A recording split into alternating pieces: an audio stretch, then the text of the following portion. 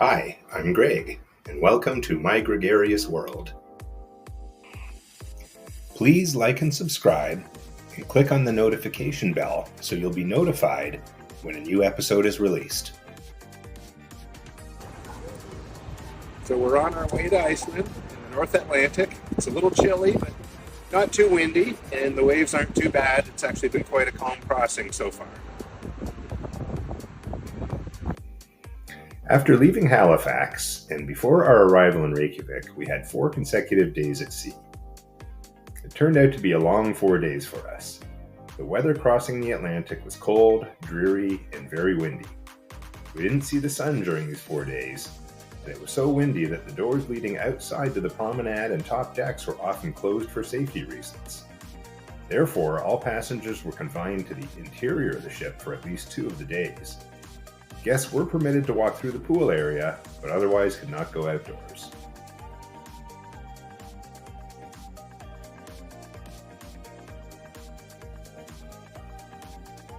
On a positive note, for as windy as it was, the seas were surprisingly calm during the entire 14 days on board. The interior of the ship was cold during the crossing. The crew had difficulty keeping the temperature in the interior public areas of the Pearl comfortable. Many passengers have been wearing heavy coats since we left New York City. By the time we reached Reykjavik, it appeared the heating problems were solved, although we did run into some passengers who didn't have heat in their cabins the entire cruise. The public spaces were crowded during the crossing, especially the atrium. Seats in the atrium were hard to come by. Early in the morning, many guests would find a seat, park themselves there, and not leave. We observed food being brought from the buffet throughout the day so guests would not lose their seats. It reminded us of a stereotypical resort pool area. Chairs reserved early, and people not leaving until it was time to get ready for dinner.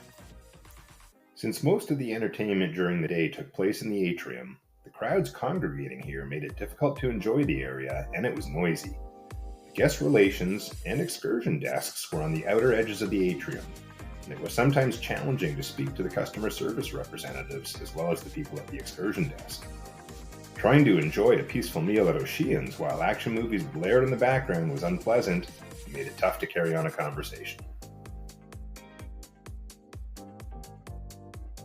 Karen and I thought the entertainment staff could have utilized the practically empty Bliss and Spinnaker lounges for trivia and some of the lectures and speakers. And why not show movies in the Stardust Theater? Especially during a cold transatlantic cruise where people would not be going on an excursion or be able to use the pool area. We're thinking poor planning, or possibly cost reduction, as these areas would have needed additional personnel for cleaning and oversight. We found entertainment choices were unimaginative during the day. With the exception of trivia, karaoke, and some informational speakers, options that interested us were few. Daily offerings such as origami, chess, beanbag toss, giant Connect 4, goofy golf challenge, Uno tournament, cup pong tournament, paper airplane challenge, ping pong tournament, ring toss tournament, giant Jenga challenge, bocce ball challenge were plenty. As you can see on the front page of the Freestyle Daily, most recommendations for fabulous experiences on board involved a cost or surcharge of some kind. The Freestyle Daily was a bit confusing. The front page listed a high in the low 40s, yet the newsletter activity suggestions included outdoor activities such as a refreshing swim in the pool or a relaxing dip in the hot tub. Also on the front page were recommendations such as playing basketball, soccer, and dodgeball on the sports court, as well as using the shuffleboard court, the golf driving nets, and the jogging track. All activities that were weather permitting and not conducive to a transatlantic crossing in early spring, especially when doors were locked and guests were not permitted outside for 2 of the 4 days. It appeared to me that the Freestyle Daily wasn't updated since the ship left the Caribbean. In any event, not much thought was put into designing an itinerary for 4 days at sea in cold weather. Karen and I did enjoy one specific show put on by the cruise director's staff, called Movie Skit Trivia, presented in the Spinnaker Lounge. We saw a similar show on the Norwegian Sky in September of 2023. We would have loved to see more of this type of original and creative entertainment. Another observation during the sea days is that the casino became excessively smoky.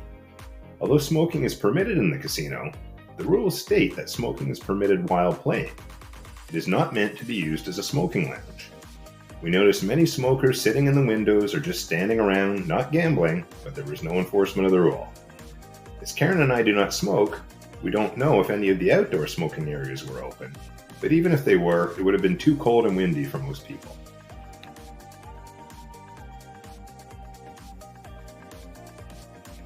To pass the time during the days at sea, instead of purchasing a martini tasting, Karen and I decided to spend time after lunch during our sea days going through the menu at the Martini bar.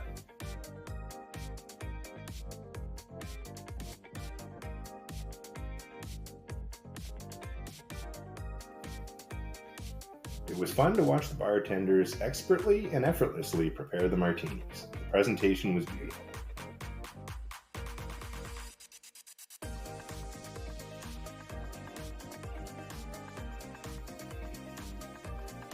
The Martini bar was crowded in the evenings, especially when there was entertainment in the Magnum's bar area. But in the afternoon, we were usually able to find a seat or two.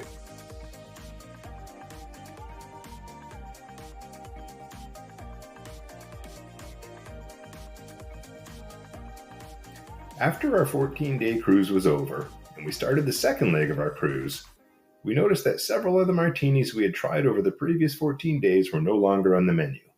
The options were fewer, and that was a disappointment. One of the bartenders at another bar said the menus were reduced due to cost cutting.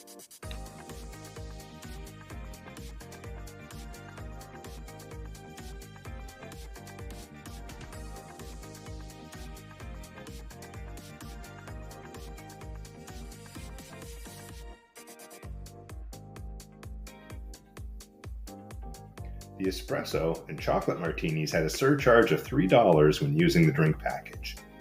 The only martini we missed on the menu was the chocolate martini. Have you tried a chocolate martini on the Pearl? Please feel free to comment below. There is a bowling alley in the Bliss Lounge, but it was only open for a few hours in the evening.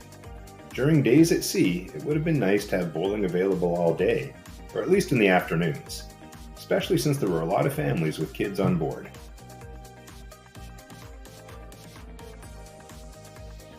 We both really enjoyed the evening entertainment.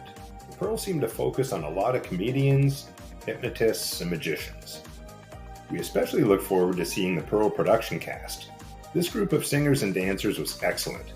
They didn't perform often, and we both wish they would have been showcased more often.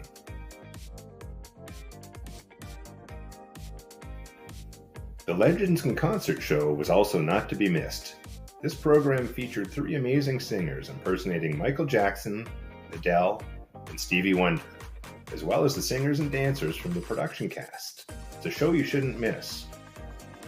Also featured twice during our 14-day Transatlantic Repositioning cruise was Isabelle Comandur, winner of the Netherlands version of American Idol. She put on another show not to be missed. In summary, our biggest disappointment during our 4 consecutive days at sea was the limited variety of entertainment and inadequate use of the available venues during the day. I don't know who is in charge of planning the daily entertainment, possibly the cruise director, but it was lackluster to say the least. For a transatlantic cruise, more effort and thought needs to be given to offering a larger variety of options for daily entertainment during the days at sea. Next stop for us is Reykjavik, Iceland. Happy to have those 4 sea days behind us. See you next time. Please like, subscribe, and hit the notification bell so you'll be notified when our adventures in Reykjavik become available. Highlights of Reykjavik include a puffin watching excursion, Rainbow Road, eating fermented shark, and more.